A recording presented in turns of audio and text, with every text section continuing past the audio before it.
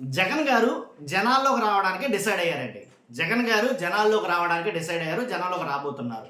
కానీ ఇక్కడ ఒక ట్విస్ట్ ఏంటంటే జగన్ గారు జనాల్లోకి రావాలంటే ఏదైతే నాయకులు ఉన్నారో, పార్టీ నేతలు ఉన్నారో వాళ్ళు ఎందుకని బయటకు రావట్లేదు?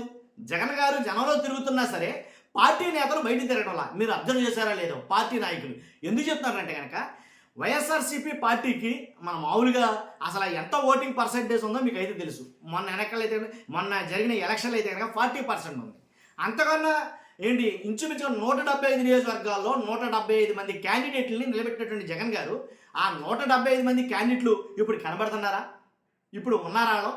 జగన్ గారు చేస్తున్నటువంటి ఏవైతే పోరాటాలు కావచ్చు, ఏవైతే ఉన్నాయో జగన్ ప్రజా సమస్యలు ఏవైతే ఉన్నాయో వాటి మీద ఆయన చేస్తున్న పోరాటాలు కావచ్చు, వాటన్నిటినీ చేసినప్పుడు ఈ 175 మంది నాయకులు ఎవరైనా కనబడుతున్నారా అని చూస్తే కనుక మ్యాక్సిమం చాలామంది నాయకులు బయటికి రావడంలా. ఎందుకని? మరి కూటమి నాయకులు పెట్టే కేసులకు భయపడో, లేదా వాళ్ళు బెదిరింపులకు భయపడో చాలామంది నాయకులు, వైసీపీ నాయకులు చాలామంది ఎమ్మెల్యేలుగా పోటీ చేసి కంటెస్టెంట్లుగా ఉన్న వాళ్ళలోనే చాలామంది బయటికి రావట్లా. కొన్ని నియోజకవర్గాలు ఇన్ఛార్జీలు అయితే కనపడటంలా. కాబట్టి ఎందుకని? జగన్ గారి జనంలో ఉన్నా సరే జగన్ గారి వెనక ఉండాల్సినటువంటి ఎవరైతే నేతలు ఉన్నారో వాళ్ళు లేకపోవడం చాలా ఆశ్చర్యాన్ని కలిగిస్తుంది చాలా చోట్ల నిజంగా. ఎందుకంటే నాకు తెలిసి ఇంకొక 2 సంవత్సరాల్లో ఉందనగా ఇప్పటి నుంచే బయటకు రావాల్సిన నాయకులు ఎవరు బయటకు రాకపోవడం. ఇంకోటి ఏంటంటే పాదయాత్ర ప్రారంభం కాబోతుంది. ఒక సంవత్సరంలో నాకు తెలిసి పాదయాత్ర జగన్ గారు ప్రకటిస్తారు, బయటకు వచ్చి పాదయాత్ర చేస్తారు. మరి పాదయాత్ర చేసే టైంలో ఉన్న ఈ ఎవరైతే ఎమ్మెల్యేలు కావచ్చు, ఎమ్మెల్యేలుగా పోటీ చేసిన వాళ్ళు కావచ్చు, బయటకి ఎందుకు రావట్లా? మాజీలు బయటకి ఎందుకు రావట్లా? బయట అక్కడ కనబట్లా. నేను పేర్లు చెప్పను కానీ 175 నియోజకవర్గాల్లో 175 మంది ఎమ్మెల్యేలు. ఇప్పుడు ఎంతమంది ఎమ్మెల్యేలు కనబడుతున్నారు? మాజీ ఎమ్మెల్యేలు ఇప్పుడు ఎంతమంది కనబడుతున్నారు? ఒక్కసారి ఆలోచించండి. ఎందుకంటే జగన్ గారు ఆల్రెడీ నియోజకవర్గాల వారీగా సమీక్షలు, సమావేశాలు అయితే నిర్వహించారు. ఆయన వ్యూహం ఏంటో చాలా మందికి అర్థం కావట్లేదు. కానీ జగన్ గారి వ్యూహం చాలా స్ట్రాంగ్ అయితే ఉంది. దాంట్లో ఎలాంటి డౌట్ లేదు. ఆల్రెడీ ఎన్నికలకి సమయత్తం చేసేస్తాడు పక్క నుంచి. కాబట్టి ఇలాంటి టైంలో కూడా ఇప్పుడు కూడా బయటకు రాకపోతే ఏంటి పరిస్థితి?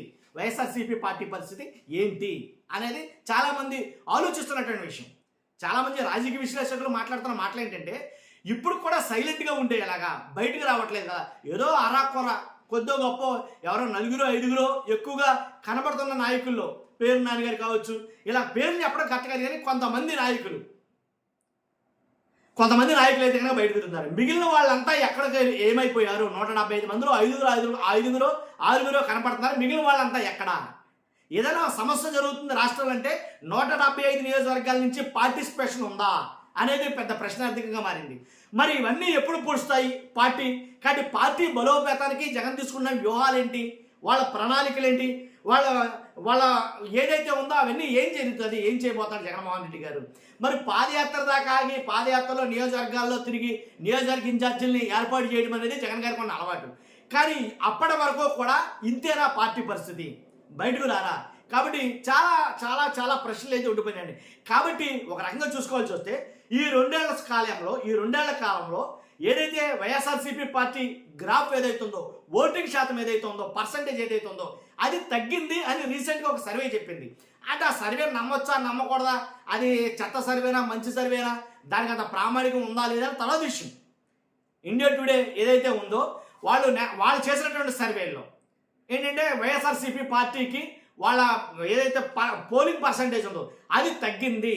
కాబట్టి ఈసారి ఇప్పటికిప్పుడు ఎన్నికలు వస్తే కనుక కూటమి ప్రభుత్వం గెలుస్తుంది అని కొన్ని వ్యాఖ్యలు, కొన్ని లెక్కలు అయితే కనుక చెప్పింది అది. కాబట్టి అవన్నీ పక్కన పెట్టినా సరే మనం లైవ్గా చూసినా సరే ఏరి కనబడటం లేదు కదా.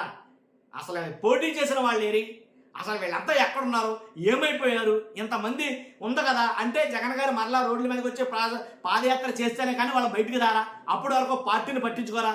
పార్టీ వాళ్ళకి అవసరం లేదా? వాళ్ళకి టికెట్ అనౌన్స్ చేస్తేనే పార్టీలో ఉంటారా? ఒకటి కదా 2 కదా, అంతే కదా.